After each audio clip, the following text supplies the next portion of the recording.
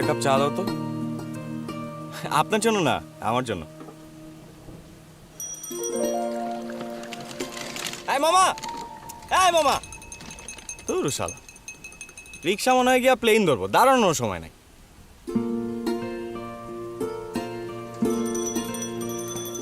রিক্সা কেউ ডাকলে রিক্সা আসবে? দেখে মনে হচ্ছে আপনি ওকে চা খেতে ডাকতেছেন। আপনিও তো ডাকলেন, আসলো না। আর চায়ের দোকানে দাঁড়িয়ে আছি, চা খেলে খাবে, আপনার অসুবিধা কি? আমার অসুবিধা কি মানে? আমি কি চায়ের দোকানদার যে আমার অসুবিধা থাকবে?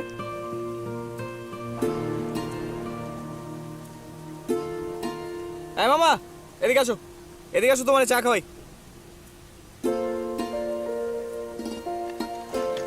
3 নাম্বার যাবা? আচ্ছা, আপনি তো ওইদিকেই যাবেন, একসাথে যাই। অপরিচিত কারোর সঙ্গে আমি উঠি না। এই শহরের সব রিক্সাওয়ালা কি আপনার পরিচিত? মানে?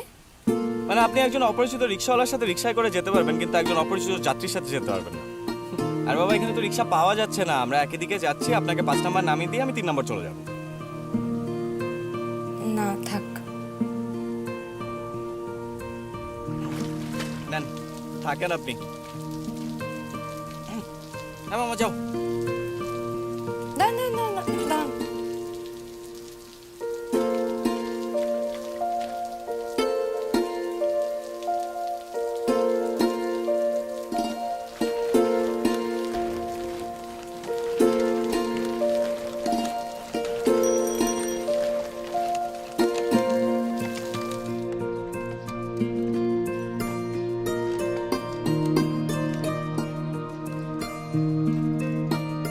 যারা মেঘ আটকে রাখে বন্দরে, তাদের আজ কম করেছে পানি। লোহাতে যতই ওরা অন্ধরে, তোমাকে আমিও কিছু দেব। যারা মেঘ আটকে রাখে বন্দরে, তাদের আজ বৃষ্টিতে ভাসা।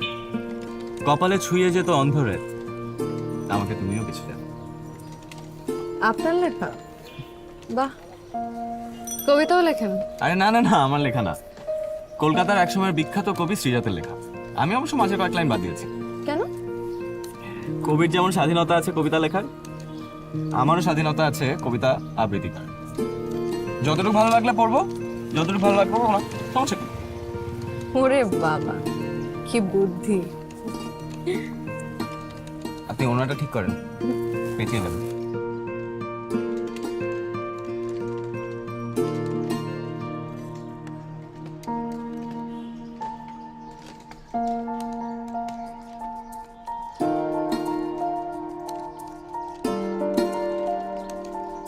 মামা, ডান দিকের এই গেটটা রাখেন এখানে। আসেন। মামা নাও, বাড়ানো। আপনিও এখানে নামবেন? বৃষ্টি তো থেমেই গেছে, বাকিটা হেঁটেই যাই।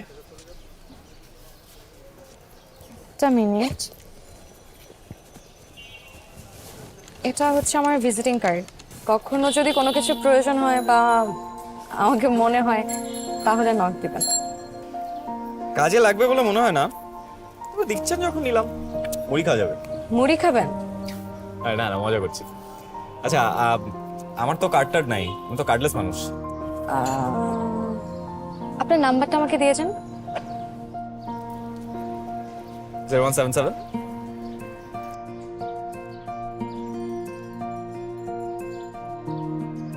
ভালো থাকবেন।